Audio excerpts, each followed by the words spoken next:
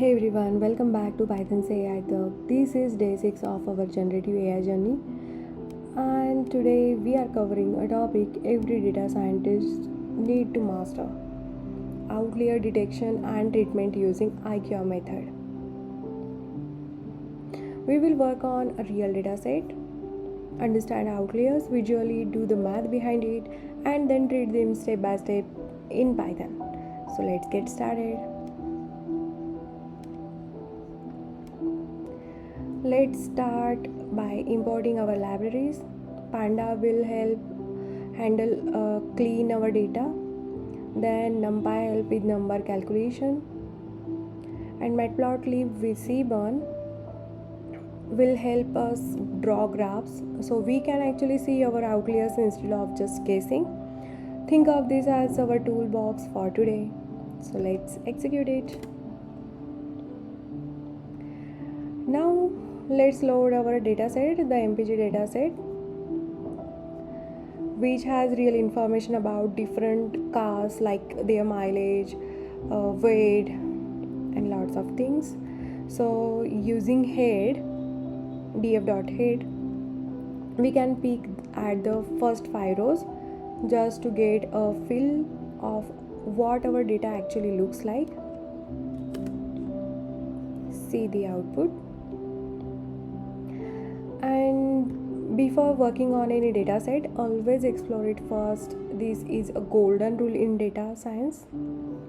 So shape tells us how many rows and columns we have. Then info tell us the data type of each column, whether it is a number or text, and describe gives us full statistical summary: mean, minimum, maximum, and more all in one go. So let's execute it. See. Now here the exciting part. Let's actually see our outliers. So execute it. This box plot shows the MPG column here. That box in middle represent most of our normal data, but notice that little circle above it. That dot is an outlier, a value that's way higher than the rest. This is the easiest way to spot outliers at a glance. Now let's bring in some simple math. So Q1 is the value below which 25% of our data falls. Q3 is the value below which 75% of our data falls.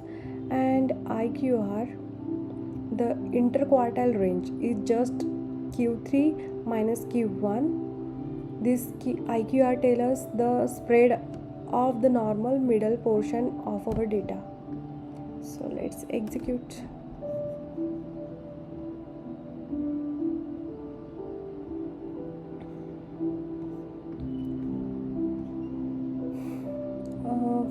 Using our IQR, we can now set two boundaries, a lower limit and an upper limit. Anything that falls outside these two limits will be treated as an outlier. We simply take Q1 and Q3 and stretch them out by 1.5 times. The IQR on each side, this 1.5 multiplier, is a standard rule used across data science. So let's execute it. See, lower limit and upper limit.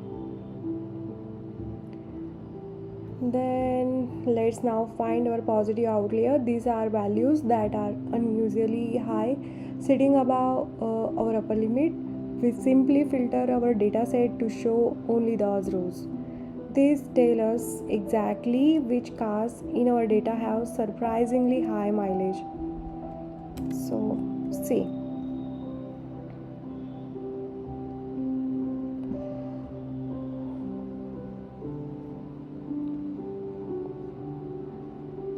And now let's check the other side, negative outliers values.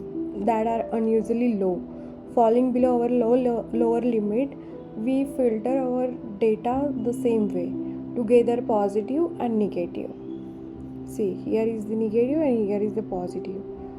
So let's check it. And see, here is no negative outliers. And here is the number of positive outlier is 1 and here is 0. So together positive and negative outliers give us the full picture of every unusual value hiding in our dataset.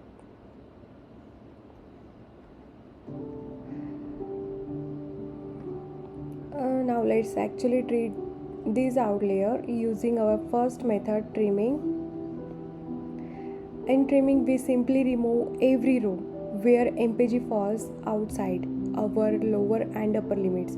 What's left is a cleaner dataset, though we do lose a few rows in the process. Check it.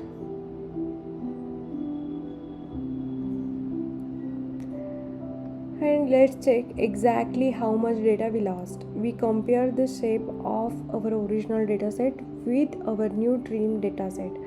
This one extra line rows removed make it super clear and satisfying to see the real impact of trimming.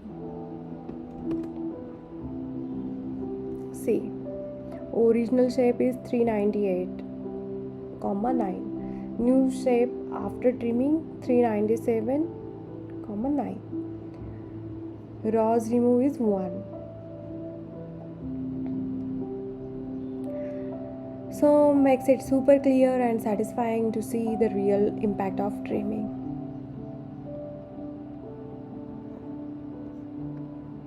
Let's verify our work with a fresh box plot, this time on our trim dataset, and look, no outlier dots floating above the box anymore. Our data is now clean, consistent, and ready to be used for building a reliable machine learning model. I will show you. See, here is the outlier. We using trimming method and we remove it, and here is no outlier. And that's a wrap for today.